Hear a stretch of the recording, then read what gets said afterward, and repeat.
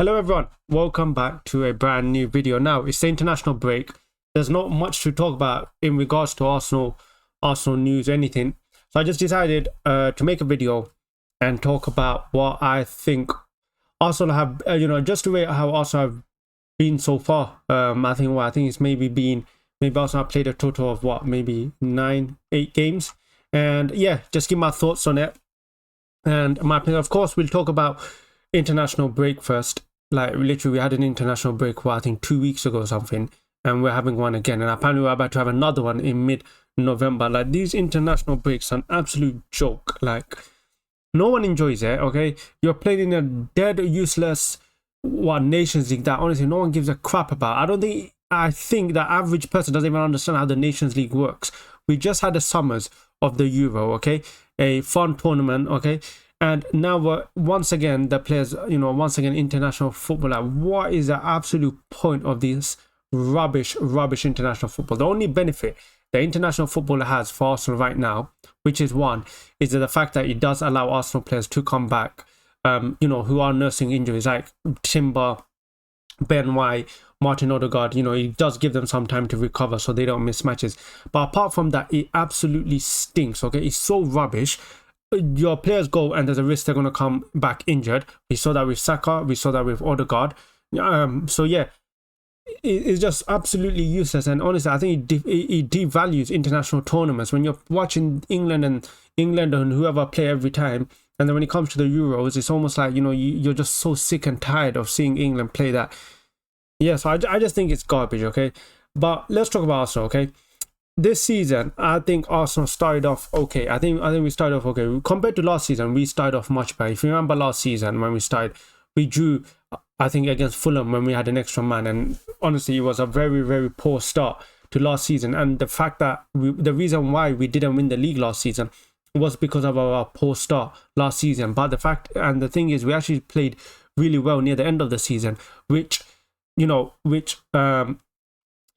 I almost made up for the poor start, but eventually at the end we fell short. So I think this season is important to get the balance right and to play good and not drop points from the start of the season to the end of the season. I think one thing that this team have learned is now where if you can't win the game, make sure you don't lose it. And that was evident by the Brighton game when we drew 1-1 to Brighton at home. I remember when we were down to 10 men, I was a bit frustrated on why David Villa was taking too long with goal kicks, and I felt like, why are the players surrendering for a draw already? But looking back now, I think they, of course I'm talking in hindsight, but it looks like it was the right decision. Brighton just beat Tottenham 3-2, being 2 goals behind, okay? And with the Premier League, it's so unpredictable, and the main thing is that if you can't win the game, make sure you don't lose it. And I think that comes with experience. If you look at, especially in the first season, okay, the first season where we challenged, there was a lot of games where you could tell that Arsenal were just managing the game wrong. From the top of my head, I remember we lost to Everton 1-0. That really started the downfall of our title. Southampton 3-3. There's been many games, and especially last season as well. Aston Villa, we lost to Aston Villa. So, it really does add up. And I think that's one thing the team has learned, where if they can't win the game, they will try not to lose the game. Like I said, one thing actually about this season that's quite different from last season is, from the end of last season, our defense, even though I would say we do have one of the best partnership defense. I'm not going to say in the world. I think a lot of people say in the world. I wouldn't say in the world. You can't say in the world until you really win something.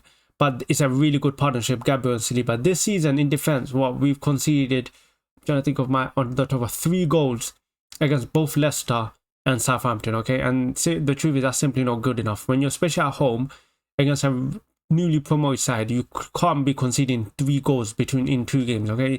You need to be that's where the clean sheets come in. And then the thing that confuses me is Timber and Calafiori for me are upgrades on both Ben White and whoever the left back was last season, Kivio at one stage. But for some reason we've conceded more goals, so I don't know how that works.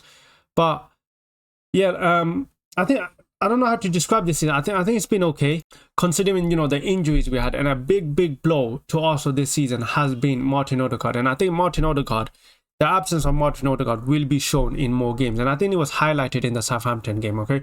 You saw when we were playing Southampton, we had no person to break the lock. And Martin Odegaard, I think what's happened to Arsenal fans, we've gone so used to Martin Odegaard playing, and you know, the things he does is maybe we just expect it, and then when he doesn't play, you realize how crucial he is to the Arsenal team. For me, I've always said I think he is, going forward in attacking play, he's one of the big pillars of Arsenal's attacking play. Like, the whole play runs to Martin Odegaard, and you can tell Arteta is a big fan of Martin Odegaard.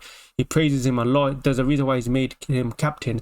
For me, Martin Odegaard is a pillar of the Arsenal attack, and for him being, you know, him missing is a big blow. But you know what, Trossard, fair shout out to Trossard. This guy has stepped up, okay?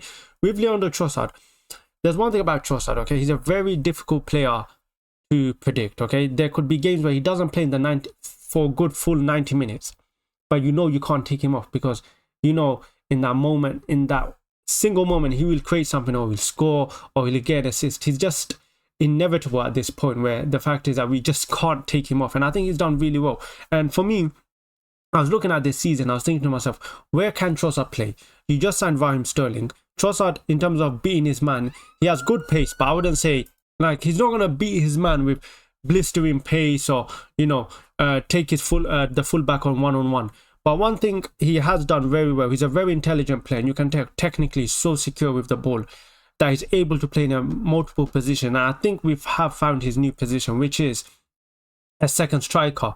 I think that's his best position, where he can use his technical abilities. He doesn't have to rely on his pace too much, because he's a very intelligent player. And I think we have found a really good position for him. And at one point where it did look like we were missing a Odegaard replacement, I think we may have stumbled across one accidentally, which is Trossard in that position, where we play a 4-4-2 without the ball, and you can see Trossard dropping in deep, Kai Havertz pushing forward. And I think Trossard has found a new position, and I really do hope Arsenal win the league, because if Arsenal win the league, Leandro Trossard will be one of the best signings Arsenal have done in their most recent history.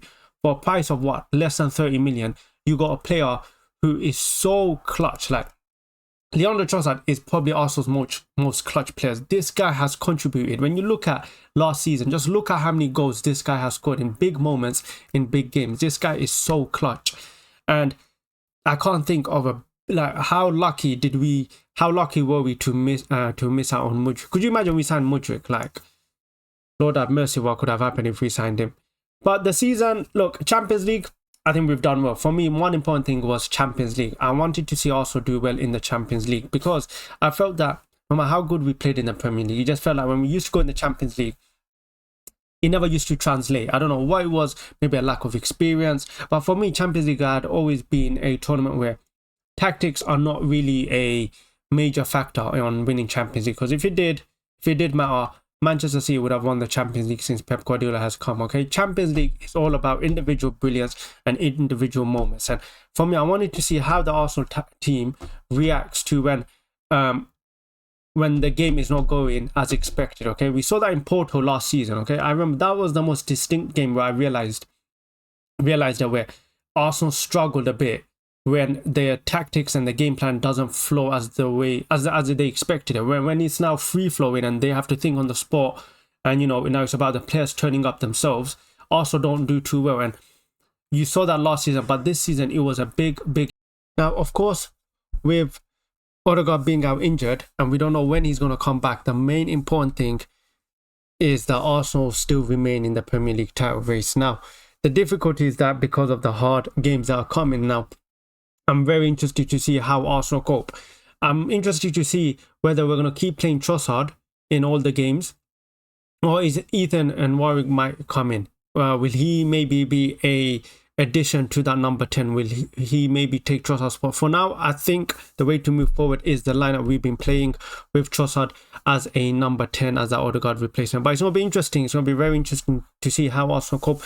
In terms of a rating, I would give Arsenal start of the season, I would give it a 6.5. I would give it, I think that's a fair result. I think it's been much better than last season, but I think there's been some moments where we look shaky.